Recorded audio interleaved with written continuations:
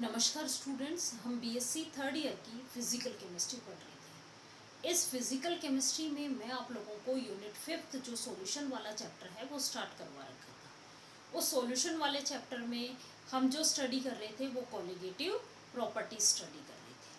आज हम इस वीडियो लेक्चर में हम स्टडी करने वाले हैं abnormal values of colligative properties.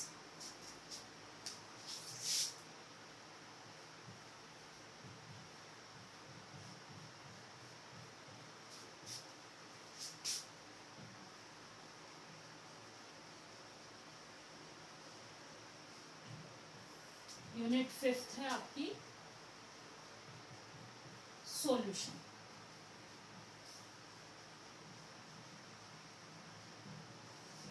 इसमें हम पढ़ेंगे आज, पहले तो हम पढ़ेंगे abnormal value of colligative properties. देखो स्टूडेंट्स, सबसे पहले हमने इस चैप्टर में इनिशियली बहुत सारी कॉलिगेटिव प्रॉपर्टीज पढ़ी थी। हमने ऑस्मैटिक प्रेशर पढ़ा था, लोअरिंग ऑफ वेपर प्रेशर पढ़ा, फिर हमने एलिवेशन ऑफ बॉइलिंग पॉइंट पढ़ा, फिर हमने डिप्रेशन ऑफ फ्रीजिंग पॉइंट पढ़ा। ये चारों के चारों जो प्रॉपर्टीज हैं सॉल्यूशंस की, वो किस पे डिपेंड कर रही थी? नंबर ऑफ सोल्यूट, या कहें कि सोल्यूट के मॉलिक्यूल्स के ऊपर डिपेंड कर रही थी। सॉल्यूशंस में प्रेजेंट सोल्यूट के मॉलिक्यूल्स के नंबर के ऊपर डिपेंड कर रही थी, ये सोल्यूट के नेचर के ऊपर डिपेंड नहीं कर रही थी। तो ये प्रॉपर्टीज क्या कहलाई थी? कॉलिगेटिव प्रॉपर्टीज कहलाई थी। दोबारा सुनो, vapour pressure, lowering of vapor pressure, osmotic pressure, lowering of vapor pressure, elevation of boiling point, depression of freezing point। ये जो प्रॉपर्टीज है ये किस बात पे डिपेंड कर रही थी? Depend on the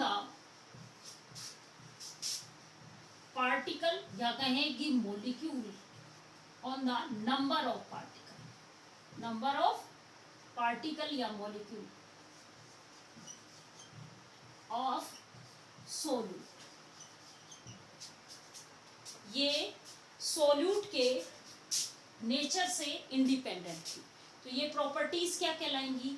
colligative properties कहलाएंगी। अब देखो, हमारे पास सोल्यूट दो टाइप के होते हैं। सोल्यूट दो टाइप के होते हैं। जैसे वो किस बात पे डिपेंड करेंगे? यदि हम इस सोल्यूट को सॉल्वेंट में डिसोल्व करें और सोल्यूट के पार्टिकल्स का नंबर चेंज नहीं हो, मीन्स जिस फॉर्म, जितने नंबर सोल्यूट के हमने इसमें डाले हैं मॉलिक्यूल्स में, वो ऐसे की ऐसे रहे, न तो मॉलिक्यूल्स का डिसोसिएशन हो और न ही मॉलिक्यूल्स का एसोसिएशन हो, मीन्स मॉलिक्यूल्स में कोई भी चेंजेस नहीं आए। सोल्यूट के पार्टिकल्स या सोल्यूट के मॉलिक्यूल्स में जब हम इस सोल्यूट को सॉल्वेंट में डिसोल्व करें तो सोल्यूट के मॉलिक्यूल्स के नंबर में कोई भी चेंजेस नहीं आते हैं, वो कहलाते हैं non electrolyte.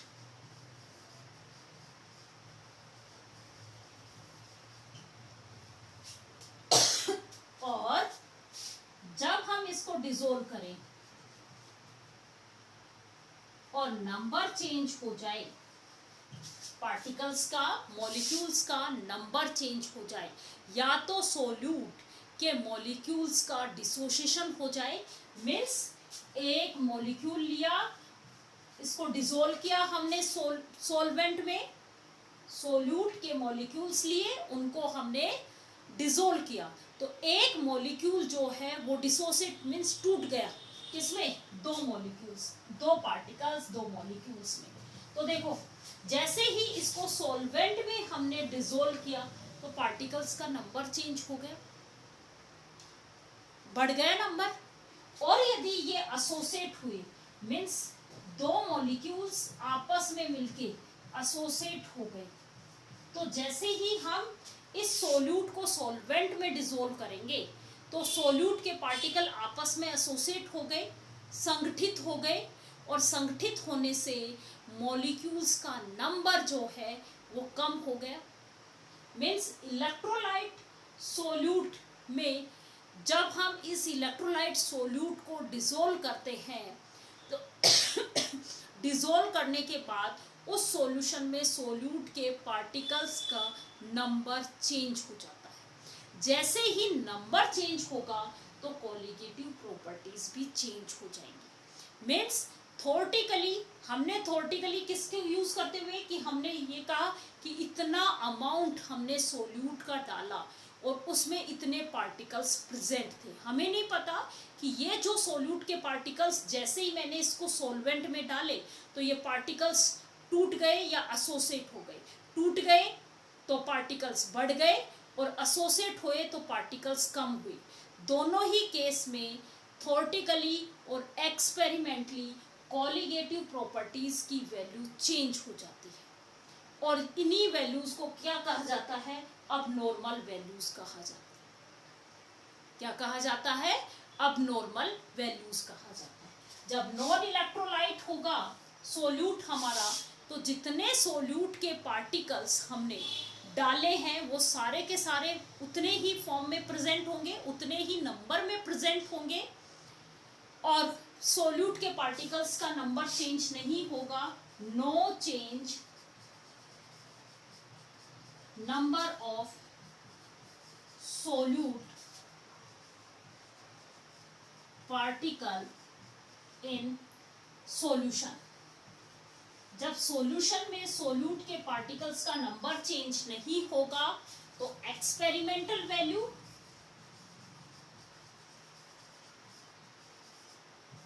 Of colligative properties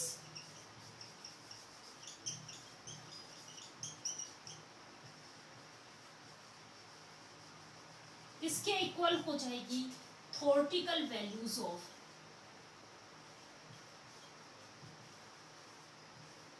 value of colligative properties. तो ये वैल्यूज क्या कहलाएंगी, नॉर्मल वैल्यू कहलाएंगी। क्या कहलाएंगी, normal value of colligative properties. अब नॉर्मल कब मिलेगा, जब हम इलेक्ट्रोलाइट लेंगे। सोल्यूट क्या हो हमारा, इलेक्ट्रोलाइट हो। तो इलेक्ट्रोलाइट में क्या होगा, चेंज नंबर ऑफ पार्टिकल्स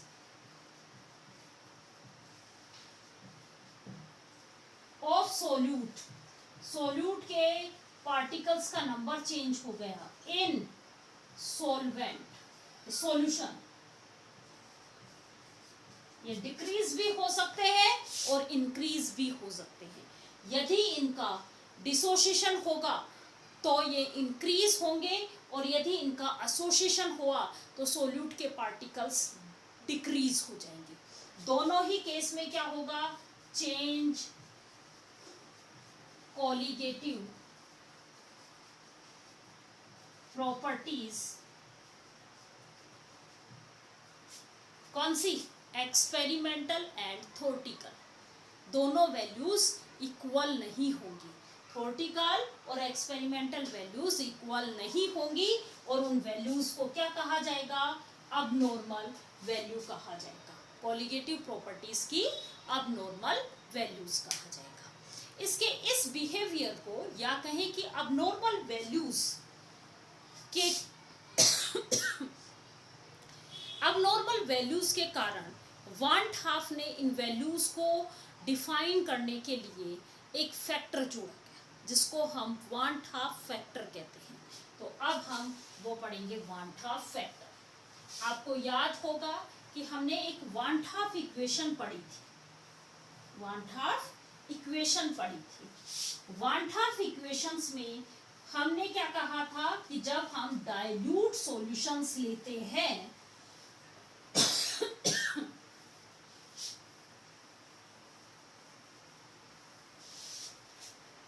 जब हम डाइल्यूट सॉल्यूशंस लेंगे तो उनके लिए वान हाफ ने एक इक्वेशन दी थी। अब हम पढ़ रहे हैं वान हाफ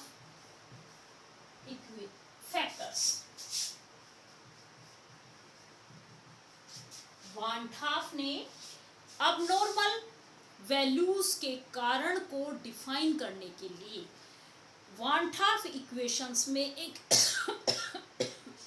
फैक्टर ऐड किया, जिसको क्या कहा गया, वान हाफ फैक्टर कहा गया। देखो आप, वान हाफ इक्वेशंस हमने निकाली थी, pi V is equal to N R T. कैसे याद रखनी है वान हाफ इक्वेशंस को, मैंने जब वान हाफ इक्वेशन पढ़ाई थी तब भी कहा था, gases equations, ideal gases equations आपको याद होती है, सबको बहुत आसान होती है, P V is equal to N R T. Van't Hoff ने ये इक्वेशंस जब दी थी तो प्रेशर की जगह, क्योंकि हम क्या यूज कर रहे हैं, सॉल्यूशन, और सॉल्यूशन में तो कोई प्रेशर कौन सा होगा, ऑस्मेटिक प्रेशर काम में लिया था, इसीलिए यहाँ पे क्या काम में लिया था, पाई। पाई क्या है, ऑस्मेटिक प्रेशर, वी क्या है, वॉल्यूम, एन क्या है, number of moles of solute, R क्या है, गैस कांस्टेंट, टी क्या है, टेम्परेचर। यही था। इस इक्वेशंस आइडियल के लिए मीन्स यदि हमारे पास केवल सोल्यूट कौन सा हो, नॉन इलेक्ट्रोलाइट हो, अभी तो दी थी, जब सोल्यूट नॉन इलेक्ट्रोलाइट हो तब तो वान हाफ की इक्वेशंस में ये इक्वेशंस आती है। इस टाइम हम इसको, जो प्रेशर है इसको मैं पी आई से कहा, ऑस्मेटिक प्रेशर को पी आई मीन्स आइडियल, या कहें कि पी आई जो है वो आपका theoretical osmotic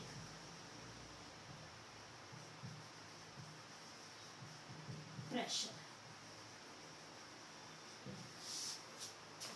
clear, V is equal to N R T, equation number 1।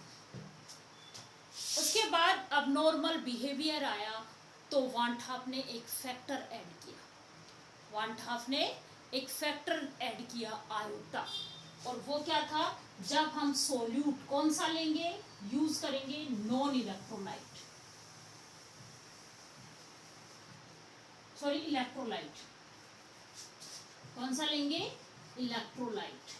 Electrolyte लेंगे तो कैसी आएंगी हमारे पास, अब नॉर्मल वैल्यूज आएंगी कॉलिगेटिव प्रॉपर्टीज की, और इस अबनॉर्मल वैल्यूज को डिफाइन करने के लिए उन्होंने इस इक्वेशंस में एक फैक्टर ऐड किया। वो फैक्टर क्या था, pi O V is equal to iota n R T. यहाँ पे पाई ओ को हम क्या कहेंगे, ऑब्जर्व्ड वैल्यू या एक्सपेरिमेंटल, ऑब्जर्व या एक्सपेरिमेंटल ऑस्मेटिक प्रेशर। क्लियर, ये इक्वेशन नंबर 2 है। हमें किसकी वैल्यू निकालनी है, वान हाफ फैक्टर की, वान हाफ फैक्टर की वैल्यू कैलकुलेट करनी है। वान हाफ फैक्टर की वैल्यू कैलकुलेट करनी होगी तो हम क्या करेंगे, इक्वेशन नंबर 2 में इक्वेशन नंबर 1 को डिवाइड कर देंगे, डिवाइड इक्वेशन 2 बाय इक्वेशन 1।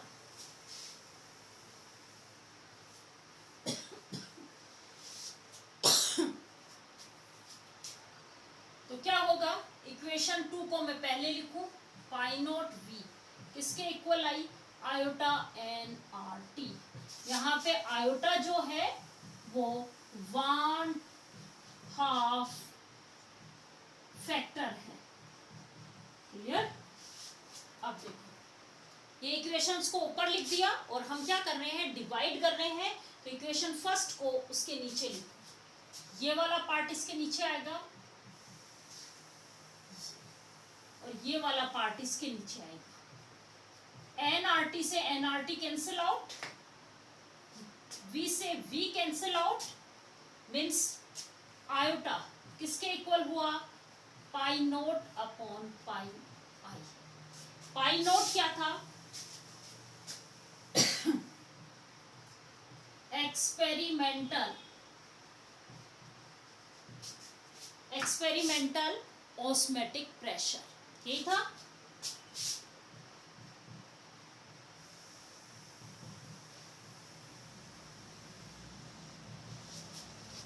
और पाई आई क्या था? थोर्टिकली ऑस्मेटिक प्रेशर। थोर्टिकली का मतलब होता है लॉज को यूज करते हुए हम अगर कोई एक्सपेरिमेंट की जो वैल्यूज कैलकुलेट करते हैं वो थोर्टिकली वैल्यू होती है। एक्सपेरिमेंटली मीन्स जो उसकी एक्चुअल वैल्यू होती है, एक्सपेरिमेंट के थ्रू हमें पता चलती है, वो एक्सपेरिमेंटल वैल्यूज होती है। उसके बाद इन्होंने ये आयोटा फैक्टर जो है बाकी की कॉलिगेटिव प्रॉपर्टीज के साथ भी यूज किया। सबसे पहले तो इन्होंने ये ऑस्मेटिक प्रेशर के साथ ही यूज किया था, उसके बाद ये जो आयोटा फैक्टर है ये बाकी प्रॉपर्टीज के साथ भी यूज किया। आयोटा, यदि मैं डिप्रेशन ऑफ फ्रीजिंग पॉइंट को हमने किससे दिखाया था? डेल टी एफ से। तो डेल टी एफ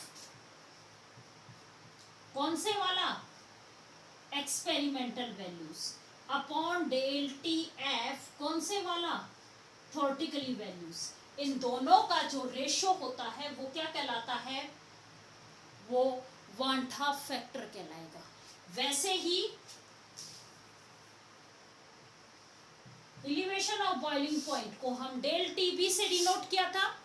तो experimentally elevation of boiling point upon theoretically elevation of boiling point का रेशो क्या कहलाएगा? वन हाफ फैक्टर कहलाएगा। I equal to del T B upon del T B I. Observe और experimental elevation of boiling point का ratio ये भी क्या कहलाएगा? वन हाफ फैक्टर ही कहलाएगा। और हमने क्या निकाला था? Lowering of vapour pressure del P से डिनोट किया था हमने लोअरनिंग ऑफ वेपर प्रेशर को। तो आयोटा क्या होगा? Del P O upon del P I. Del P O observe है, del P I theoretically values. तो हमने इनसे क्या कंक्लूजन निकाला? हमने ये कहा कि वन हाफ फैक्टर क्या होता है? वन हाफ फैक्टर जो होता है आयोटा वो होता है experimental value of colligative property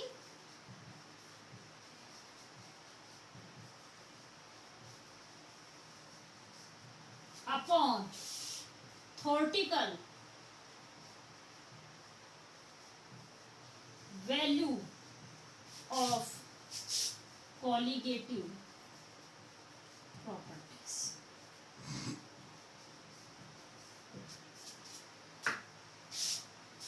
ये वन हाफ फैक्टर है। अब इस वन हाफ फैक्टर को हम नेक्स्ट क्लास में जो है वो कैलकुलेट करेंगे।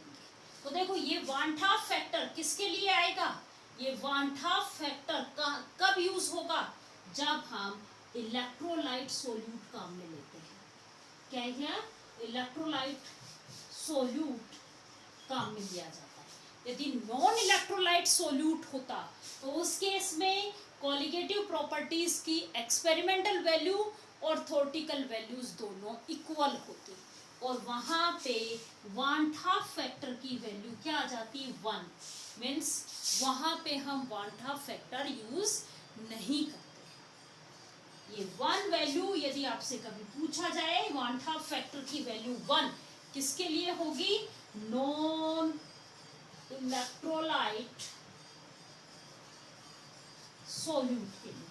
क्योंकि जो भी हमने प्रॉपर्टीज पढ़ी, जब भी हमने प्रॉपर्टीज पढ़ी तो हमने उसमें सोल्यूट ऐड किया था, वहाँ पे हमने एक आगे वर्ड लगाया था नॉन इलेक्ट्रोलाइट सोल्यूट। जब हम इसमें ऐड करते हैं तो इस प्रॉपर्टीज में ये चेंजेस आते हैं।